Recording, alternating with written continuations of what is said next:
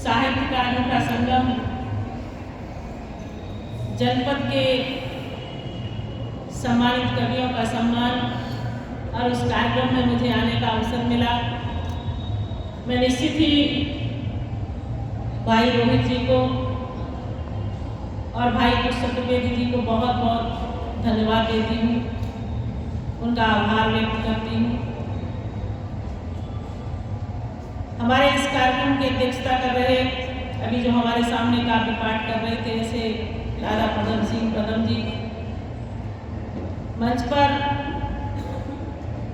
हमारे सहयोगी राजनीतिक क्षेत्र में काम कर रहे गाँवों में ऐसे हरकिशोर तिवारी जी, राम सर गुप्ता जी, आदरणीय शर्मा जी,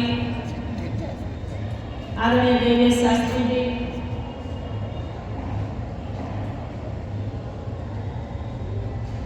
एक छोटा सा कवि सम्मेलन सुनने चले थे और एक बहुत लंबा कवि सम्मेलन, मुझे लगता है कि पूरा कवि सम्मेलन हो गया। तो ये हम सबके लिए एक अपॉर्चुनिटी थी। कवियों का सम्मान विशेष तौर पर मुझे एक बहुत बड़ी विशेषता कुछ लिया आप लोगों में दिखाई देती है। हालांकि आपने तो कहा कि सब एक दूसरे को प्रोत्साहित करते हैं, लेकिन ऐसा किसी भी क्षेत्र में देखने के लिए कम मिलता है। लेकिन कविताओं के क्षेत्र में कवि एक दूसरे को बहुत उत्साहित करते हैं। कविता में चाहे दम हो या न हो, लेकिन पूरा अलंकरण करके और अपने साथी का उत्साह वर्धन करने का काम जो हमारे कविता के क्षेत्र में कवि एक दूसरे के लिए करते हैं, ये वास्तव में बहुत ही सीखने और समझने की बात है। कवित्री भी हमारे बीच में आई थी और बहुत सुंदर कविता राम जी पर उसने लिखी और पढ़ी। विशेष रूप से हमारी जो बेटियां महिलाएं यहाँ पर कवि बैठी हैं, उनके लिए थोड़ी बहुत कठिनाई होती होगी, लेकिन कविता के क्षेत्र में काम करते हुए बहुत ही आनंद की अनुभूति उन्हें होती होगी।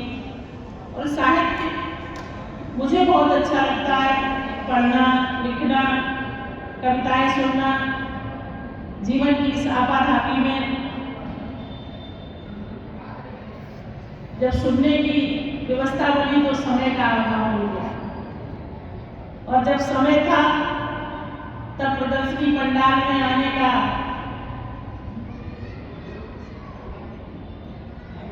अवसर नहीं मिला, या ये कहूँ कि आदेश नहीं किसी का मिला। लेकिन आज मैं देश के प्रधानमंत्री को धन्यवाद देती हूँ, जिन्होंने नारी सशक्तिकरण के रूप में, ये जरूरी नहीं है कि हम लोग जो बाहर काम कर रहे हैं राजनीतिक क्षेत्र में, प्रशासनिक क्षेत्र में, उन्हीं को आने जाने का अवसर मिले। बहुत सारे क्षेत्र में बहनों के लिए विभिन्न आयामों के माध्यम से उनकी प्रतिभा को सम्मानित करने का, उनको आने जाने का अवसर जो इस खुले वातावरण में मिला है, निश्चित ही ये हम सब के लिए एक बहुत बड़ा शुभ अवसर है। आज साहित्य के इस समागम में रोहित जी बहुत वो लिखा है कि सरसैया के दोहरे जो नाविक के तीर देखकर में छोड़ने लगे घाव करेगा नहीं, वैसे ही रोहित जी है। देखने में तो ऐसा लगता है कि रोहित बहुत छोटे कवि है, लेकिन वास्तव में इनकी कविता, इनकी वाणी का ओज सहज ही हम सबको बहुत प्रभावित करता है। और मैं रोहित से बहुत प्रभावित हूँ, पता नहीं क्यों। पहले दिन से रोहित, हमारे वो राजीव राज जी, ये कुछ ऐसे कवि हमारे टाबरा के हैं जिनको देखकर ऐसा खूबसूरत स्नेह लगता है। और मैं ईश्वर से प्रार्थना करती हूँ कि ये राजनीतिक कविता के क्षेत्र में बहुत अच्छे कीर्तिमान बने आगे चलकर।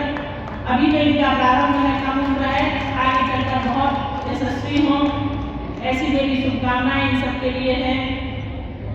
ये बात सही है कि अभी कुछ भैया कह रहे थे, मेरे भाई में भी एक बलराम श्रीवास्तव जी कवि हैं, बहुत अच्छे कविता पाठ करते हैं, बड़े मंचों पर करते हैं, दुनिया के देश भर के मंचों पर। और मुझे ससुराल में भी शिशुपाल की शिशु जैसे कवि की कविताओं का संरक्षण मिला। निश्चित ही मैं सौभाग्यशाली हूँ, जिन्होंने जीवन का दर्शन अपने काव्य पाठ के माध्यम से लोगों को कराने का काम किया। शिशुपाल जी की कई कविताएं निश्चित ही मन को छूने का काम करती हैं। जीवन का यथार्थ उन कविताओं में छुपा हुआ है।